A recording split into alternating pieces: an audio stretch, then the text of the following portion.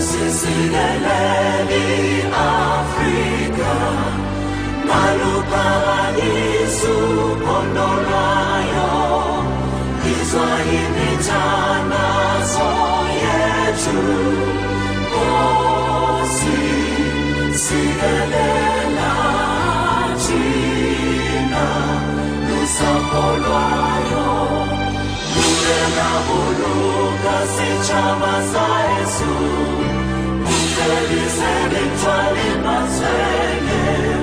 Usibuluke, usibuluke, sitshaba sa Yesu, sitshaba sa South Africa, South Africa.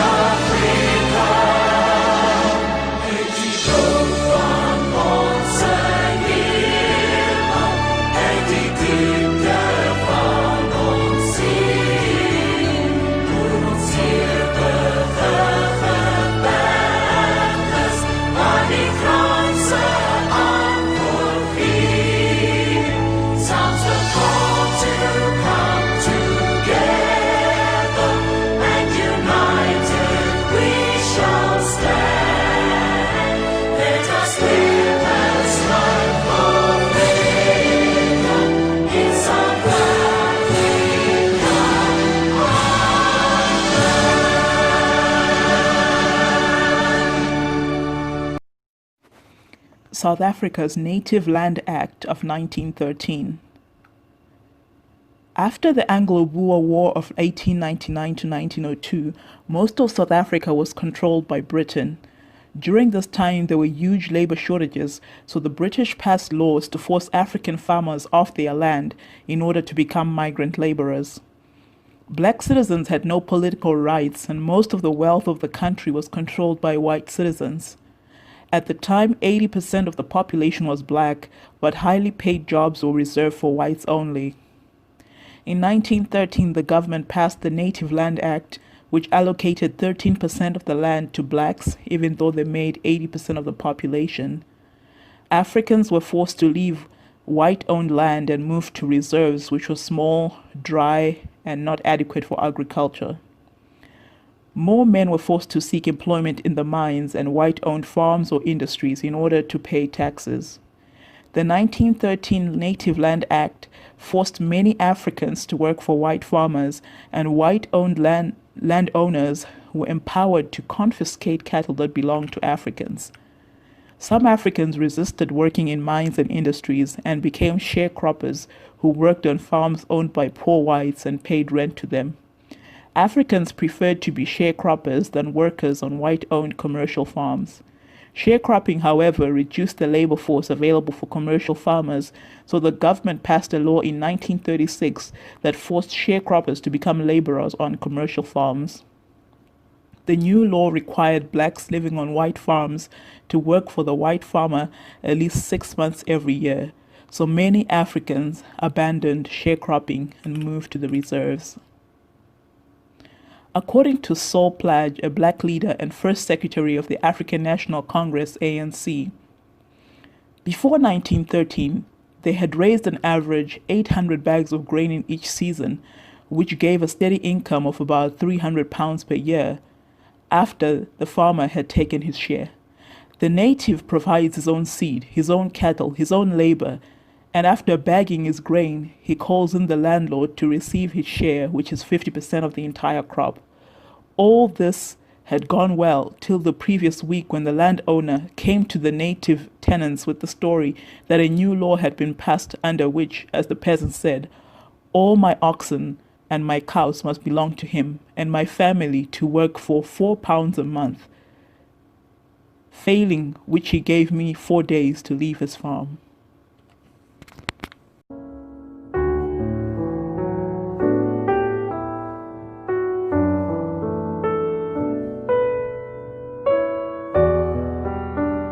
Prior to June 1913, most of Black South Africans were living on the land of their forefathers. They were no longer allowed to own their own land. Thousands were dispossessed, leaving them helpless and landless.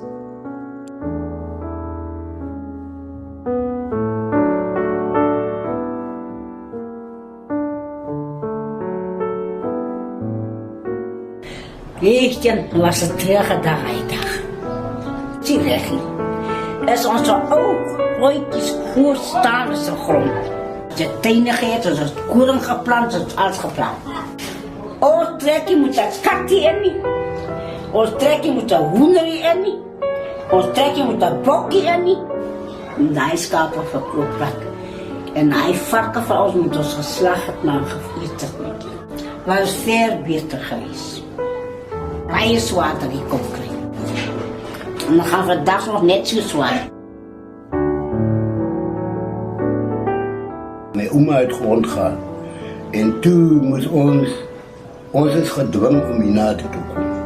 Want ons het toen daar die grond verloor. Ons het koninklijk gelezen daar. Ons het gebeweeg van huis tot huis. Ons leven was baie makkelijker en lekkerder dan wat ons nou hier. Het heeft ons geknapt.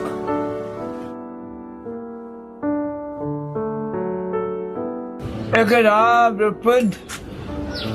Het is ingetrekt, ik mijn malen. En daar ook mijn grondje hier. Ja, zo toen daar gebleven. Tot waar, die wordt met de Nederlands gezegd. Om hier te blijven. On June 19, 2013, it will be 100 years later. We call upon every South African to be fair, to share success, and to uplift fellow South Africans.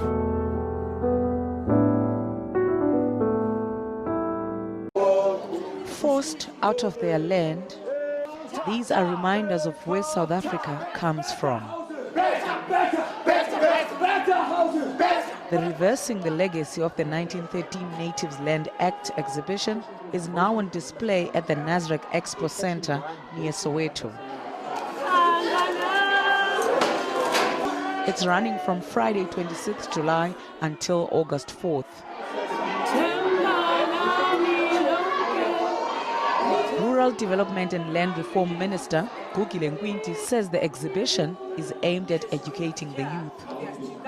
Perhaps the reason why we have got so much crime in the country, so much ill discipline in the country, it may be that young kids don't know this. And they're born into a South Africa which is semi-free for those who are over 30, and those who are young, they don't know the past. If they knew where they come from, they would understand why so much effort is put into trying to make this country work. Just like during the old apartheid days, one is given a DOM pass on entering the exhibition. And as you go along, there are areas where you get your pass stamped by a white magistrate whose job is to facilitate the movement of black people in the country. What is your name? Sibongile.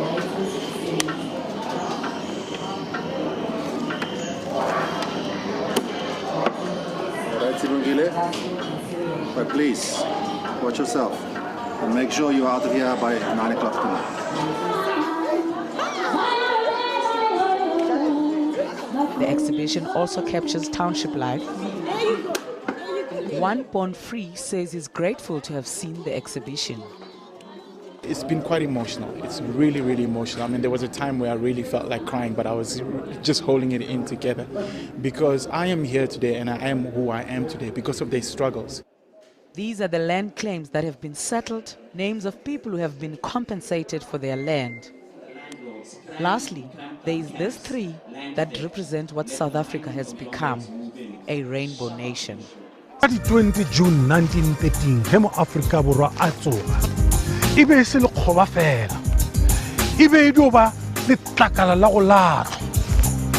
Ao, ke mantswa ngwetseng ke Sol Plaatje, mongwadi wa puku e bitswang Native Life in South Africa. Batho ba bantši ba ipotšiša gore goreng lebitso la gagwe le tletsetšetše. Ge re lebelela go Department of Education, go na le moago o bitswang the Sol Plaatje House. Go na le university e bitswang the Sol Plaatje University e tla bula ngwaga o. Go na le statue kwa Kimberley se se bitswang ka lebitso la gagwe. Go tseba motho o swanetše go tsena mo dieteng tša gagwe. I'm thinking. Okay, the Sol Plaque Museum and Library. Solomon Plaque e be le journalist, editor dipampiri tše tharo, founder member ya South African Native National Congress, a musician, a linguist, interpreter le social worker. O opetše kgatišong ya mathomo ya koša ya setšhaba Nkosi Sikelela e-Africa ka 1923. A fana ka ditalente tša gagwe go lwantšhana le molao wa 1913 Land Act. Ngwako e be le wa gagwe. Batšeakarolo ba rena ba tla tlhakana le curator ya Sol Plaque Trust. The Land Act was the first major legislation of the Union of South Africa, and I had to decide about agriculture as per se, as a pillar of the new economy that they were rebuilding after the war.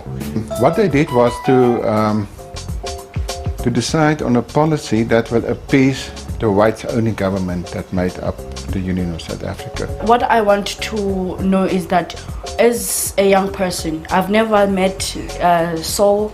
I've read a little bit about him and all that, but what is relevant? What must I know? Why must I know? Why is this person important? I think he's important for three major reasons. The first is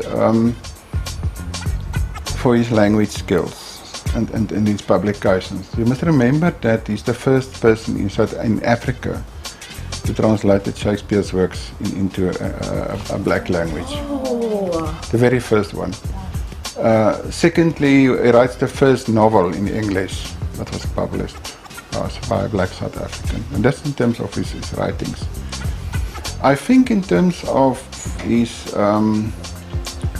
political actions, you must see him you must remember him for two very good reasons. So one is he was part of an emerging group of first generation activists who managed to get the black people of South Africa to congregate and start the forerunner of the ANC, South African National Native Congress in 1912. And for instance, Plaque had access to the offices of prime ministers, world leaders. He was very much a very persuasive person and a very civilized person who could deal with people on all levels of society, even the farm workers. So that is the kind of thing that one has to remember. He was an author, an intellectual, and a human rights activist. He counted cabinet members among his friends. He spoke 8 languages, edited 3 newspapers, and wrote several books. Yet Solomon Plaque's formal education did not go beyond primary school. This is his story.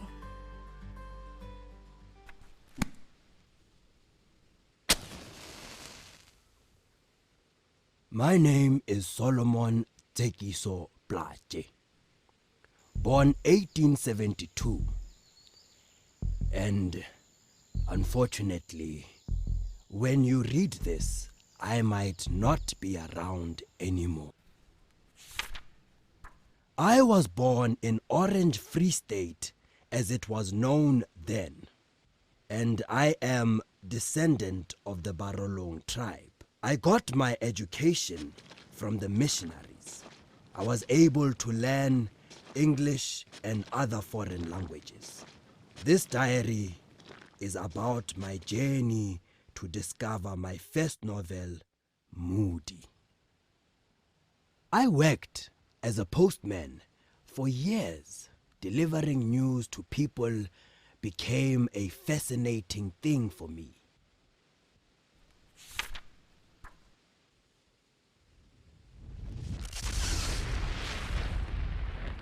On the eve of the Boer War, I became an interpreter, and during the siege of Mahikeng, I became the court's interpreter and clerk.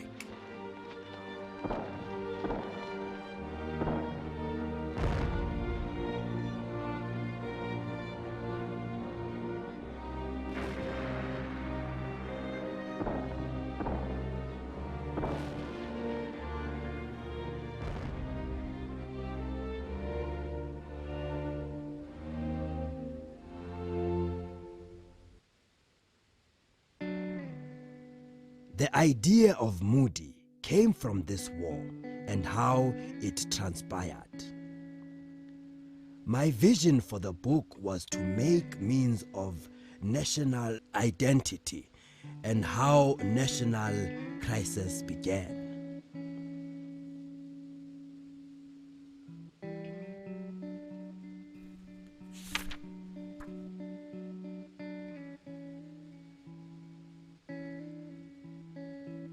Due to my level of experience in the field of politics, a great movement appointed me to be its first Secretary General. After all my experience, I was able to publish my first book, Moody. Saul Plaatje died in Johannesburg in 1932.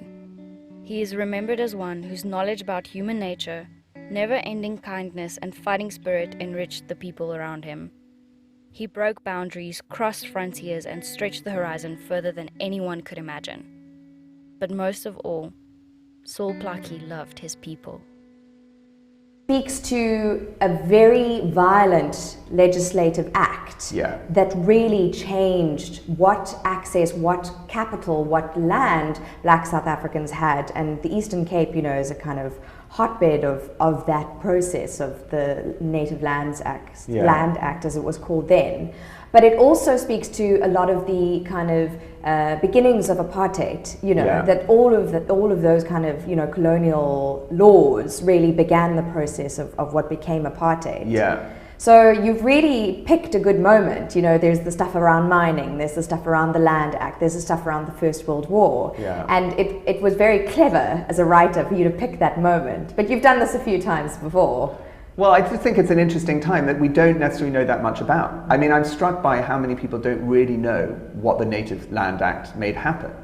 And they have a sense that it took place, but they don't really know what it entailed. And I'm struck by, you know, I wrote a book called The Lighted Rooms that's a lot about the Anglo-Boer War, and you had the British invading in 1899, and they ended up interning 25% of the Afrikaner civilian population, hauling them out of their houses, burning the houses in front of them, and shoving them in concentration camps, including my great-grandmother, who lived in a concentration camp when she was a little girl.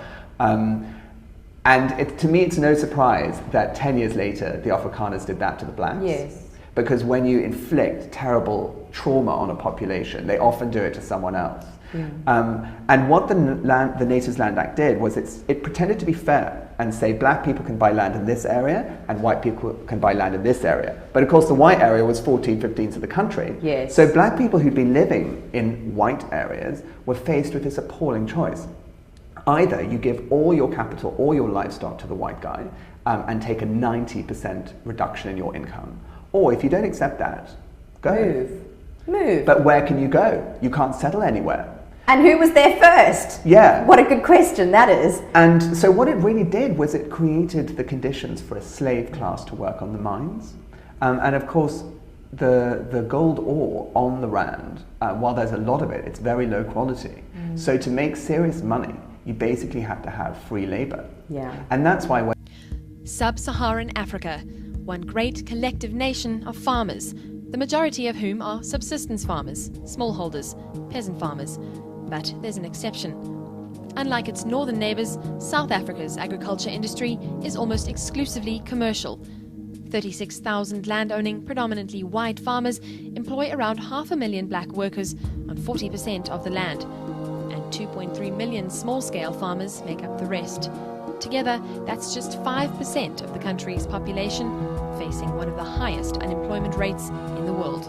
Agriculture's contribution to gross domestic product has slipped from 10.3% in 1967 to 2.5%, and 600,000 jobs have been lost over the last decade. And while the value of agricultural exports has almost tripled as commercial farmers doubled their net income, this increasingly small group of elite agriculturalists has become responsible for providing 95% of South Africa's local produce.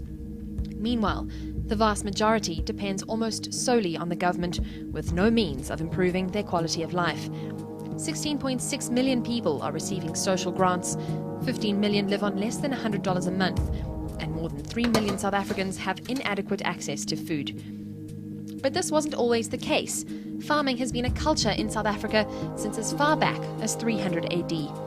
For hundreds of years, the pastoral Khoi, the Bantu-speaking agriculturalists, the European settlers, all grew and produced enough to feed their families and communities and sell the rest at market. But division and inequality soon drew deep lines in the soil.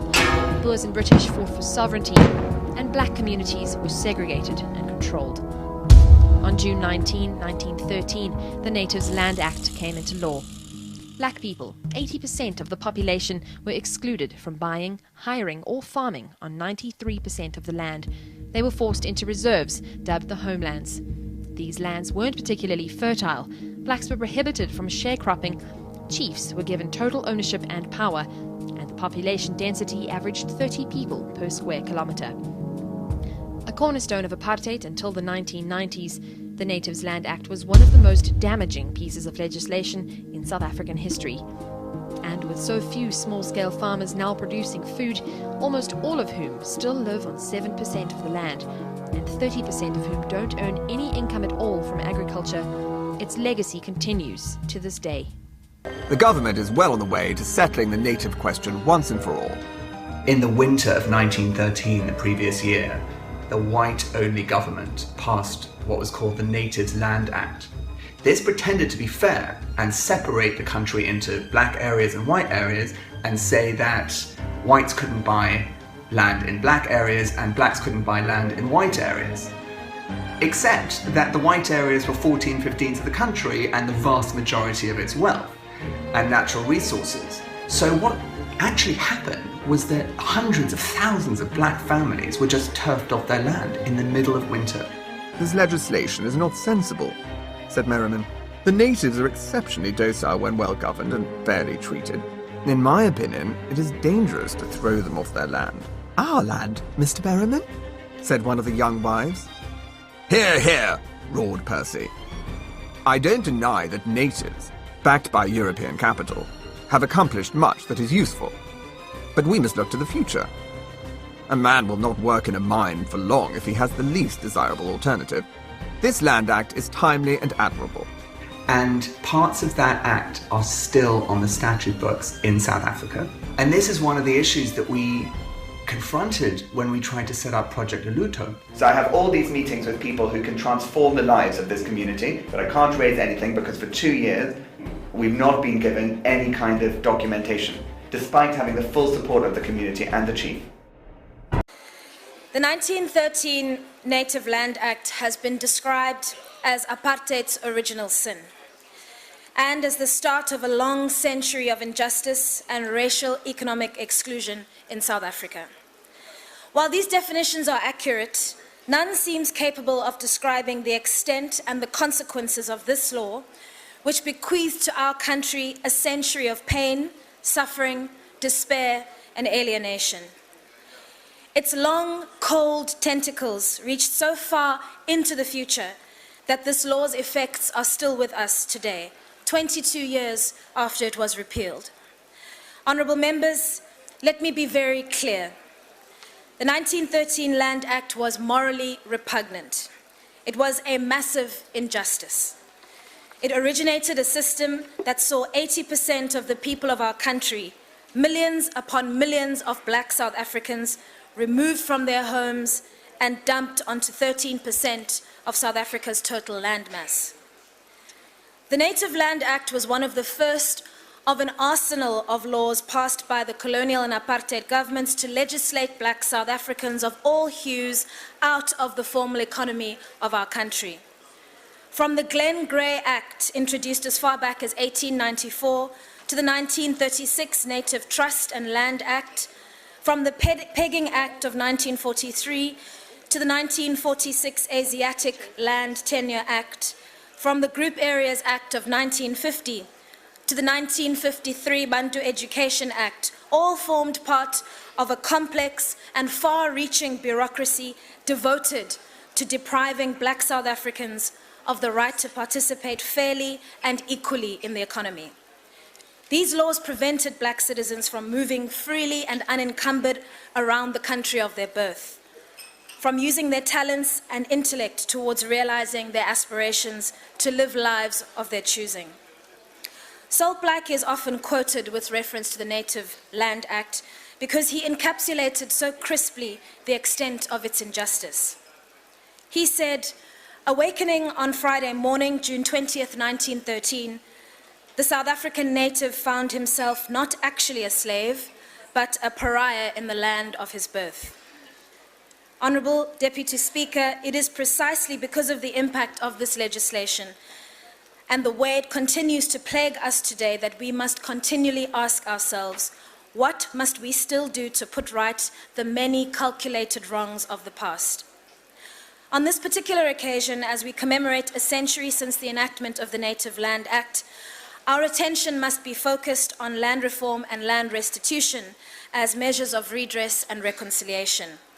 How far have we come in our efforts to redress the devastating effects of an act that reserved 87% of South Africa's land exclusively for white ownership? Have we done enough to bind the wounds inflicted upon our country's people by subsequent policies like the system of Bantustans? The answer, unfortunately, is no. We still have a very long way to go. The question is what has gone wrong and what must still be done to put right the injustices of the past.